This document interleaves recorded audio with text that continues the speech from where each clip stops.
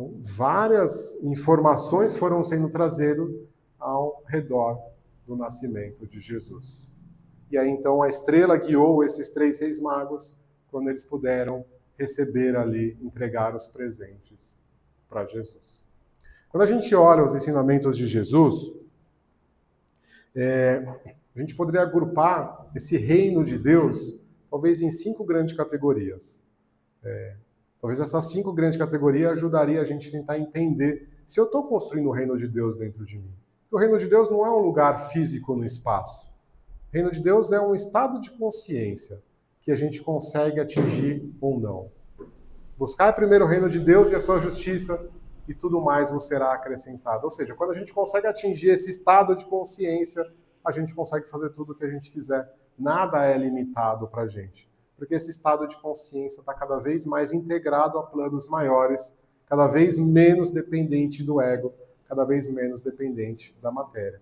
Então a gente pode analisar todas as passagens de Jesus por 5 grandes características. Quando ele veio ensinar para a gente esse reino de Deus.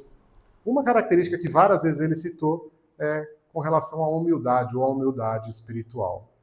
Se a gente não conseguir entender que a gente não é nada dentro do universo em termos de tamanho, se a gente não conseguir entender que a gente ainda tem muito a aprender, que a gente ainda está aqui 2000 anos depois, reencarnando e tentando ser cristãos de verdade, tentando perdoar 70 vezes 7, tentando ajudar o próximo, fazer o próximo que eu gostaria que fosse feito comigo mesmo. Enquanto eu não entender o que é essa humildade, eu não vou conseguir buscar. O contrário da humildade é o orgulho, várias vezes citado dentro da codificação espírita como uma das grandes chagas da humanidade. Egoísmo e orgulho, as 2 maiores chagas. Daí derivam todo o mal. Então, ter a humildade espiritual é não um sentido de uma humildade, de pequenez, no sentido de, não, eu sou um coitado mesmo, eu sou muito pequeno. Muitas vezes eu já tive esse pensamento que era uma falsa modéstia. Era uma forma de, quase como eu dizer assim, na verdade eu sou muito humilde, tá? Esse é o meu maior defeito, eu sou muito humilde. Na verdade é uma soberba, eu estou querendo me mostrar que eu sou humilde. As pessoas mais humildes, elas não pensam assim, elas apenas entendem que tem muito para aprender, tem muito para crescer. Eu não estou falando de mim, de você, de um ou de outro. Todos nós estamos aqui. Certa vez, um dos alunos de Sócrates foi até o oráculo. O que é o oráculo? Eram grandes médiuns. Eram médiuns que conseguiam acessar o plano espiritual e trazer informações. E aí, esse aluno de Sócrates vai e fala assim, eu fiquei sabendo que Sócrates ele é o mais sábio de todos os tempos. E o oráculo, ou seja, o médium, vai lá e confirma, realmente, Sócrates ele é o mais sábio. E Sócrates fica sem entender, mas como assim eu sou o mais sábio? Eu não sei nada, eu sou tão pequeno. E ele começa uma investigação para tentar entender essa mensagem que veio do plano espiritual. Depois ele percebeu que, na verdade, ele, por estar sempre aberto e saber que ele nada sabe, só sei que nada sei, ele era o considerado pelo plano espiritual o mais sábio de todos os tempos. Enquanto todos nós, muitas vezes, temos a soberba, achamos que já somos a última biscoito do pacote. Isso nos impede de crescer. Então, um dos grandes ensinamentos de Jesus é justamente a humildade espiritual. O outro ensinamento dele é justamente o desapego da matéria. Se a gente está falando do reino de Deus, se a gente está falando do reino dos céus, a gente está falando para algo que é além do nosso ego. Não é uma apologia a gente não ir atrás de dinheiro, a gente não querer ter bens. O problema é quando a gente coloca isso acima do crescimento espiritual. Quanto tempo por dia a gente corre atrás das coisas materiais e quanto tempo por dia a gente corre atrás das coisas espirituais?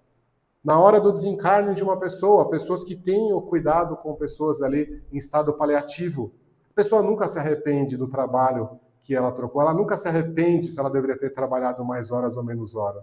Ela se arrepende de ter feito mais bem ou de ter perdoado mais.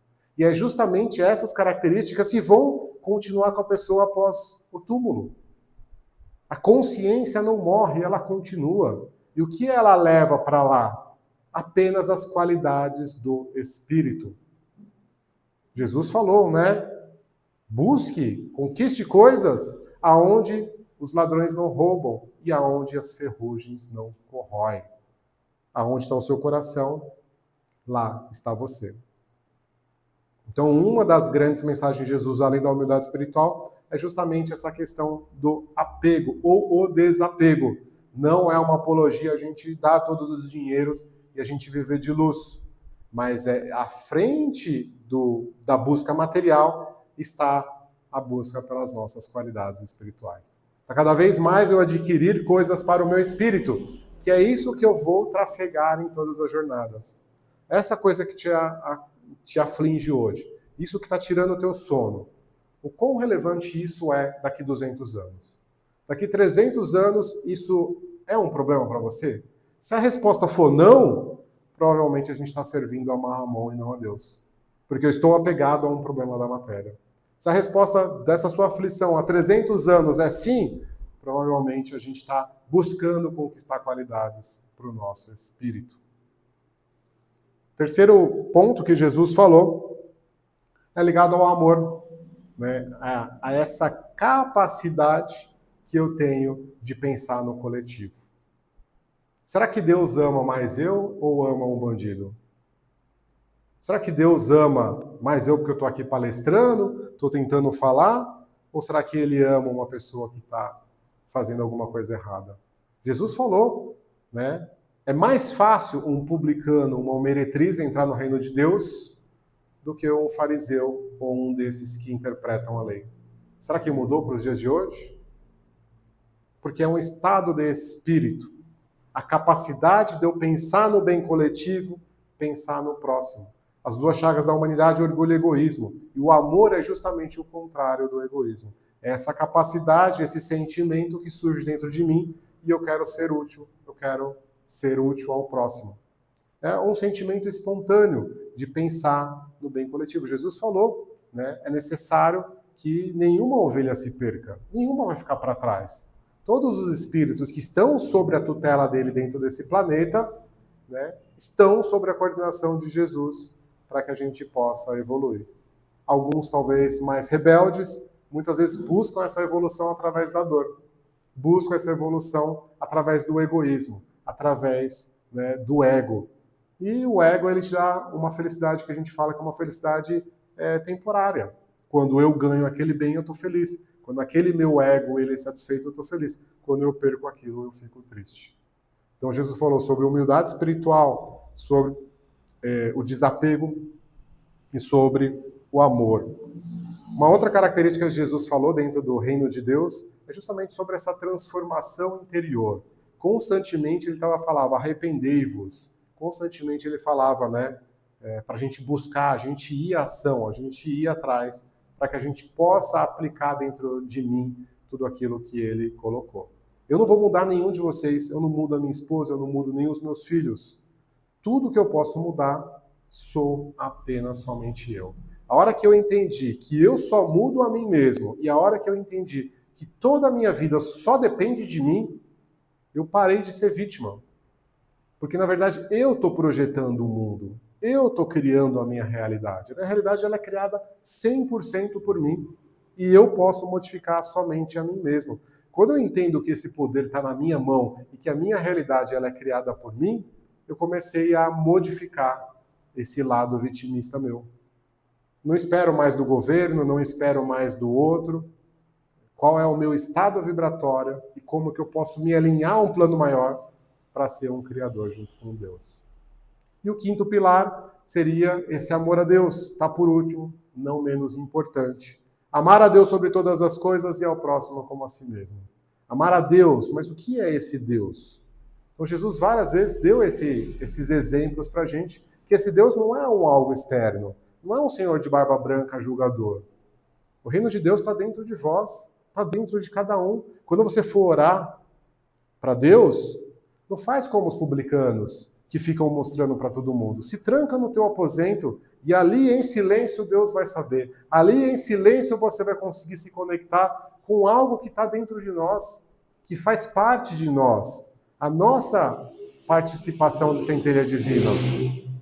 André Luiz chamava, né, da casa mental. A gente tem aqui dentro de nós um porão nosso que é carregado de coisas inconscientes que carregamos de outras vidas, que muitas vezes nos jogam para baixo e que é alimentado pelo ego. E nós temos o nosso eu superior, que é a nossa capacidade de se conectar numa outra dimensão, de receber informações, de reabastecer as nossas energias para a gente poder criar, para a gente ser co-criador. Todo mundo aqui é um co-criador divino. Todo mundo aqui está 24 horas por dia criando. Eu faço uma seguinte analogia, é como se cada um de nós tivesse uma mangueira na mão e tivesse saindo dessa mangueira a água criadora ou a fonte criadora de Deus. Acontece que tem alguns que eles tampam os buracos da mangueira e eles localizam a mangueira para o ponto que eles querem. Eu quero encher aquele balde e eu focalizo naquele balde, eu direciono a mangueira. Enquanto outros, talvez, deixam a mangueira dobrada, deixam a mangueira furada e fica virando a mangueira no ar. Então, todo mundo está criando o tempo inteiro, todo mundo tem o poder de criar o tempo inteiro.